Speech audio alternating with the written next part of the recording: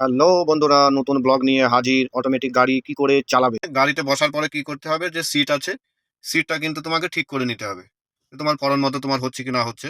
তারপরে তো seat belt তো মাস্ট, এখানে সিট বেল্ট ছাড়া তো চলাই যাবে না।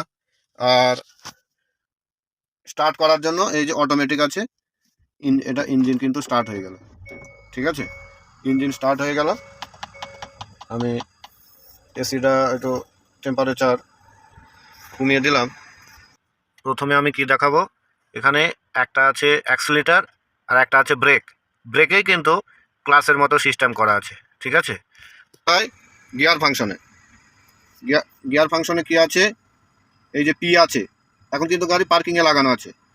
ঠিক আছে, তারপরে গাড়ি যদি তুমি রিভার্সে নাও, এই যে আর আছে, আর এই যে আর আছে, আরে দিতে হবে।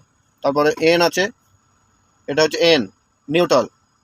তারপরে ডি, এই যে ডি আছে, ডিতে দিলে পারে গাড়ি তখন সামনের দিকে আগিয়ে যাবে। শুধু যে এখানে যে ব্রেকটা আছে, ব্রেক থেকে পাটা তুলে নিলেই কিন্তু গাড়ি আগিয়ে যাবে। আর এই যে প্লাস চিহ্ন যেটা আছে, এটা মানে এই যে বাঁ দিকে একটু যদি আমি চেপে দিই, তাহলে কিন্তু ছুটবে গাড়িটা স্পিডে, ফোর্স।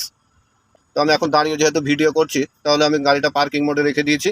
আর এই যে এখানে পি আছে, এইটা ওপরের দিকে একটু টানলে পারেই কিন্তু এটা পার্কিং মোড হয়ে গেল।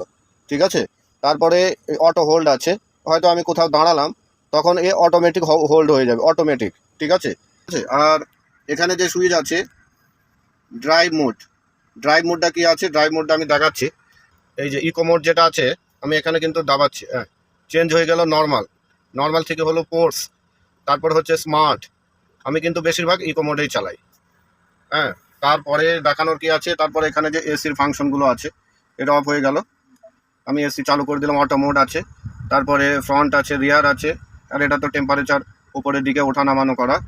আর এর নিচে আইফোন যাদের আছে, আইফোনের চার্জার এটা নিচে এখানে রেখে দিলে চার্জ হয়ে যাবে। তারপরে ইউএসবি কর্ড আছে, তারপরে 12 ভোল্টের ম্যাক্সিমাম যে ব্যাটারি পাওয়ার এখানে আছে।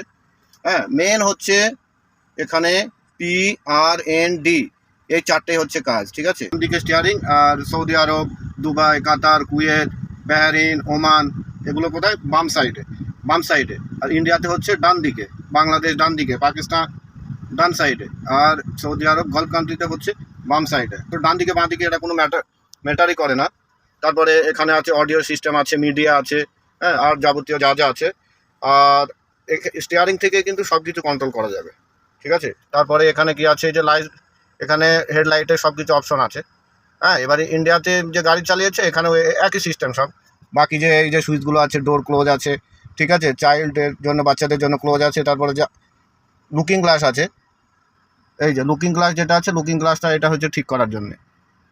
হ্যাঁ, তাছাড়া আর কিছু দেখানোর কিছু নেই। ডান দিক বাঁ দিক সব একই, ওখানে যা গাড়ি চালানো এখানেও একই ব্যাপার, ভয়ের কিছু নেই। হ্যাঁ, মেন ফাংশনটা হচ্ছে এটা। এবার হয়তো আমার এই গাড়িটা যে গিয়ার লেবারটা একটু বড় আছে, কিছু কিছু গাড়ির গিয়ার লেবারে আছে রেডিও টিউনারের মতো। কেমন, রেডিও টিউনারের মতো। তো বাংলাদেশ, ইন্ডিয়া, পাকিস্তান, নেপাল, অন্যান্য দেশ থেকে যদি কেউ আসতে চায়, তাহলে আমার এই ভিডিওটা অবশ্যই কাজে লাগবে। যাদের কাছে আমার এই ভিডিওটা পৌঁছাচ্ছে এবং যারা দেখছে, তারা বেশি বেশি করে, হ্যাঁ, এই ভিডিওটা শেয়ার করো।